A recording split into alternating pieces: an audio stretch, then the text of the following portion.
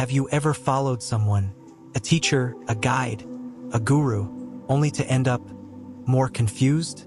You believed, you tried, you obeyed, and still, something inside remained uncertain, unsettled.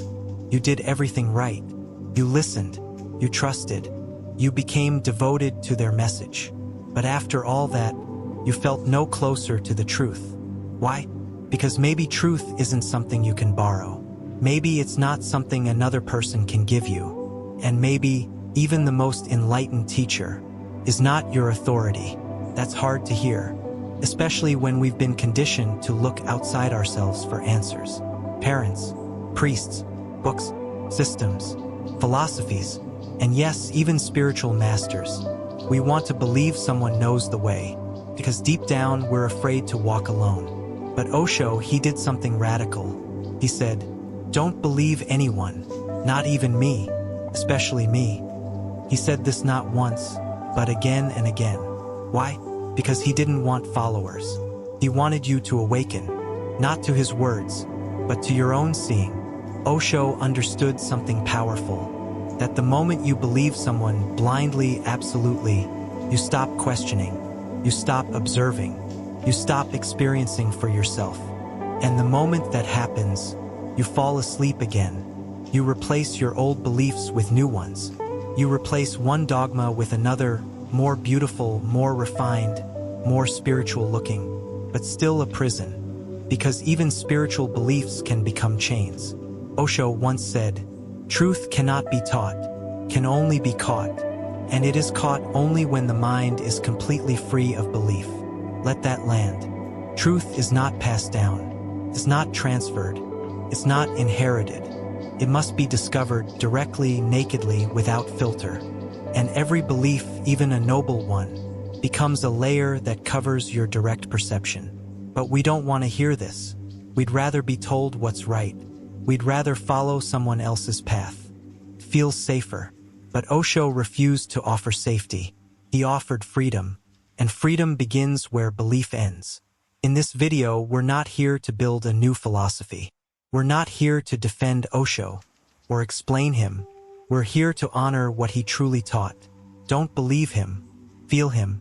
Let his words stir something inside. Let them challenge you. Let them point, but don't hold on to the finger.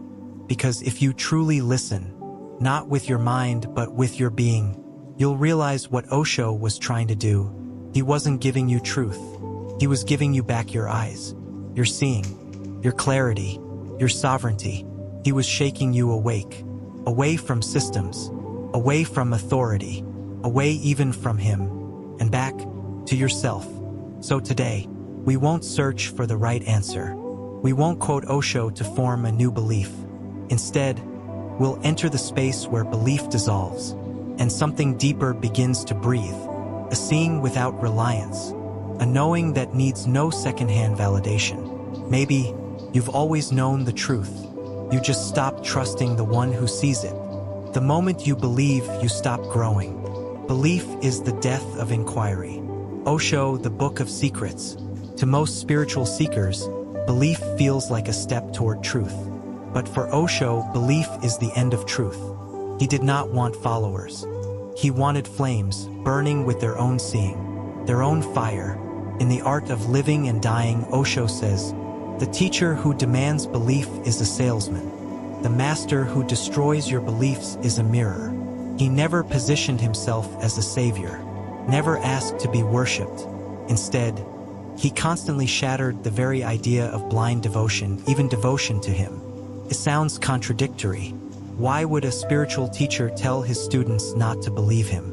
Because Osho knew, belief is a shortcut the mind takes to avoid direct experience. Belief offers comfort. It replaces doubt with borrowed certainty. It says, "Don't worry, this is the truth. Accept it." But in doing so, it robs you of the only thing that can liberate you, your own awareness. Belief is secondhand. Truth is firsthand. And that was Osho's mission, not to teach you what is true, but to teach you how to see. He said, "I am not here to give you answers. I am here to take away your questions, not by replacing them with beliefs, but by showing you that your mind was the only barrier. This is why he was dangerous. To religions, to systems, to even those who wanted to build a religion in his name. Because you can't institutionalize a path that tells you to tear down all paths. Osho called belief a form of slavery, the most beautiful slavery ever invented. Because unlike physical chains, beliefs are invisible. You carry them willingly, you defend them fiercely, and you don't even see that they are not yours. They were handed down by your parents, by your culture, by your sacred books, by your favorite teacher, even Osho. And so he reminded us again and again. Don't believe me, listen to me deeply, feel me, but don't make me your truth. Use me like a ladder, and then throw me away. Imagine that. A master who tells you to let him go. Not out of rejection, but out of love. Because if you truly see, you no longer need to believe. You no longer need Osho, or Buddha, or Christ, or anyone else. Not because they are wrong, but because you've begun to hear your own voice again. A voice buried under years of programming. A knowing that doesn't speak in words, but in stillness. This is why Osho's teachings often contradict themselves. Why one day he'll say one thing and the next day he'll say the opposite. Not to confuse you, but to dismantle the part of you that clings to consistency, to logic, to identity, because truth is alive. It's not fixed. It breathes, it moves, it responds. And if you cling to belief, you miss it. He once said in Courage, The Joy of Living Dangerously, I am not here to make you into believers.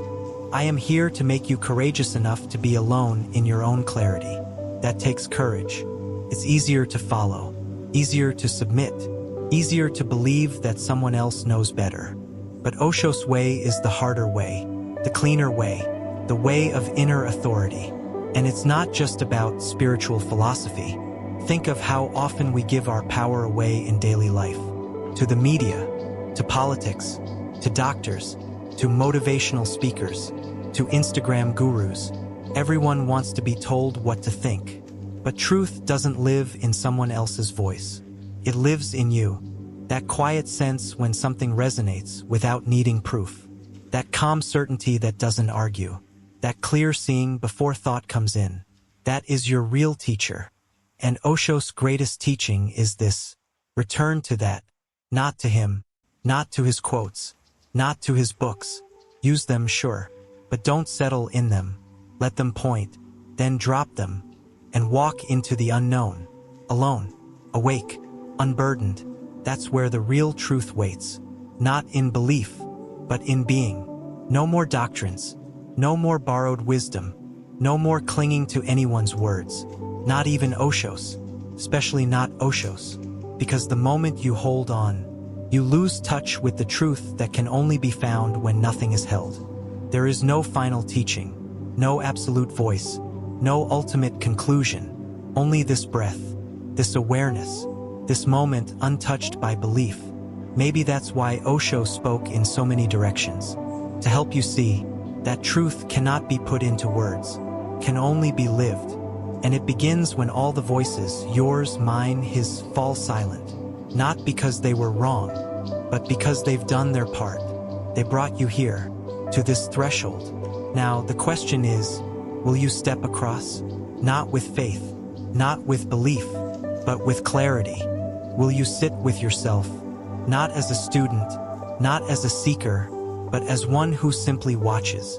No authority above, no system below, no truth outside, just a stillness that needs no confirmation. Osho said, if you listen to me deeply, you will begin to listen to your own voice. And when that happens, forget me. So maybe now is the time to forget, not from rejection, but from ripening. Maybe you've heard enough. Maybe you've read enough. Maybe you don't need another pointer. Maybe all you need is silence. Not the silence of absence, but the silence of presence.